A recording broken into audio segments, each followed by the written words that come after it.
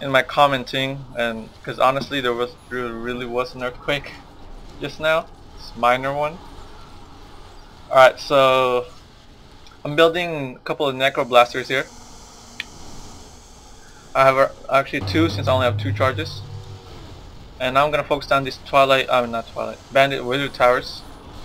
Necro blasters are really powerful buildings, especially when you have a lot of life points to give them.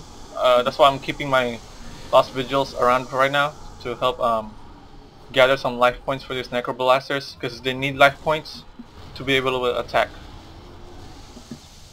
I'm gonna build an ice barrier here to take down the last wizard tower. I forgot to mention again earlier that you need buildings for this for lost vigils to have a long range attack. So that's why I'm using ice barrier, and that's why I use tree fiends for ground presence to be able to build ice barriers.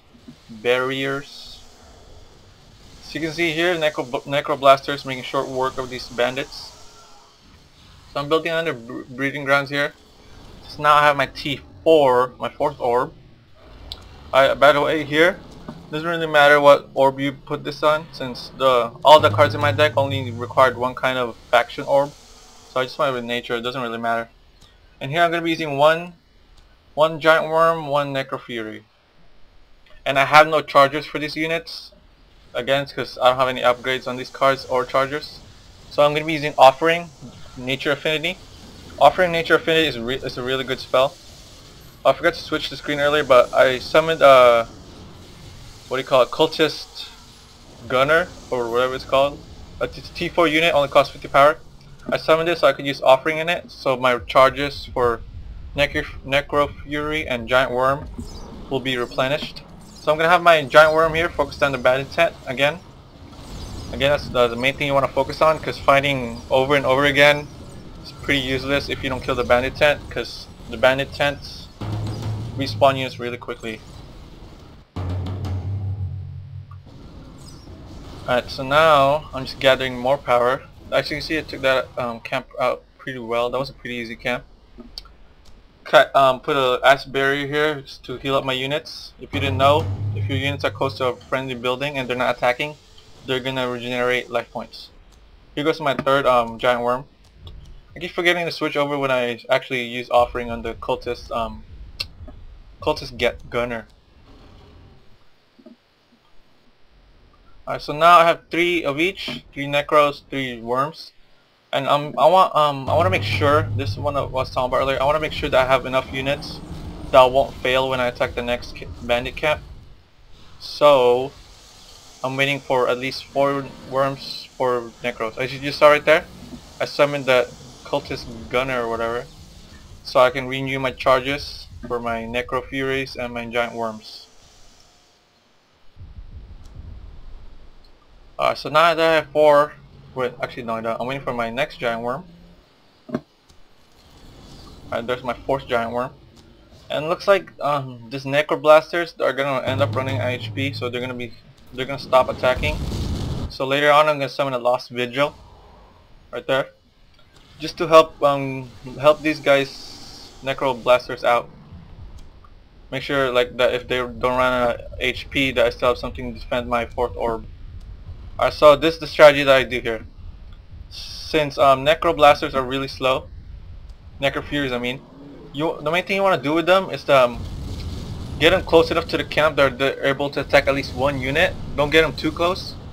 When they're able to attack 1 unit, and just let the rest of the ground units come after you. Let them come to you. Don't charge at them, because your necro furies are gonna die really quickly if you do that. And as you notice here, I focused on the the bandit wind hunter first, before I actually focused on the bandit tents, because the wind hunters are really annoying with their paralyzing attacks. And as you can see, I've been using ritual recovery. That's from the healing gardens. It's a global spell. Again, it helps out your healing spells. Helps your healing spell heal a lot more. Alright, so that's what main thing you want to remember here is focused on the tents. Actually, Once you get to the stronger camps, focus on the bandit wind hunters first, then focus on the tents. That's the main strategy. And with this Necro Furies, what you main thing you want to do is get them close enough that they're attacking again. They're attacking one of the units in the camp, so the rest of the units come to you, and you don't want to come to them. So again, focusing down the wind hunters. Make sure you have ritual. You activated healing gardens before you actually cast any healing spells to take advantage of it as much as possible.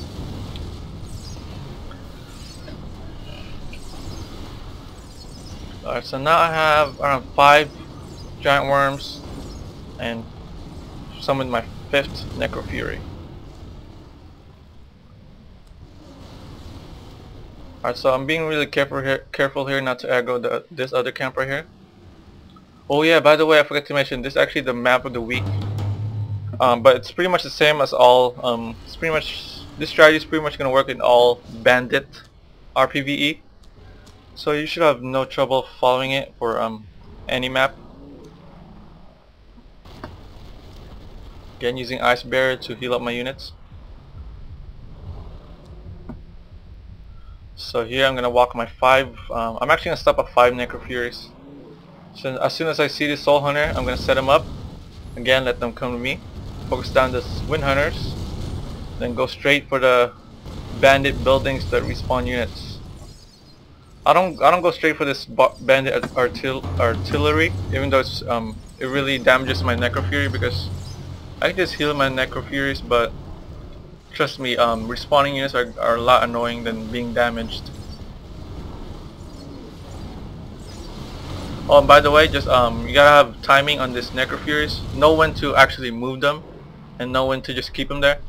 And I'm actually not even focusing my Necro Furies on any certain target. I'm only focusing down enemies with my giant worms. I just let my Necro Fury do attack by themselves.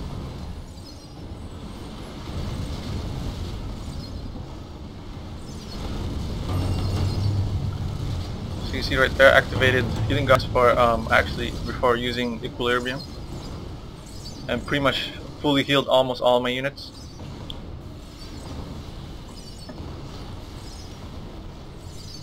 Alright, so you can see here,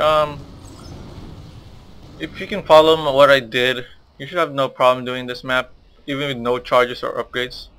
But if you're really that new, you have no charges or upgrades at all, probably shouldn't be doing level 9. I'm only showing you guys this with no charges or upgrades, just to show you guys that you can do it, even because most of my videos, my cards are fully upgraded. So just show you guys no upgrades, no charges, you can still beat level RPvE level 9 bandits anyways. I focused on Wind Hunters. Now I'm gonna go straight for the thing, bandit tents. And the thing about this, actually bad luck, I got a command walker, and command walkers, actually I think this is an aura of corruption right here. Command walkers are really annoying against ground units, so I'm just gonna let my Necro Furies, I'm gonna back off my Necro Furies away from the corruption. But my Necro Furies aren't gonna be able to do much against the command walkers, because the command walker does a lot of damage. But at least right now, so I'm just gonna let my Necro Furies die right now. And since command walkers can't attack air units, I'm gonna have my 7 giant worms here just focus him down. So he's basically the last enemy right now. I'm gonna speed up the replay. Since it has a lot of HP, it takes forever to kill. So that's basically it, guys. I hope you guys learned something from this replay. Hope you guys enjoyed it, and I guess see you next time.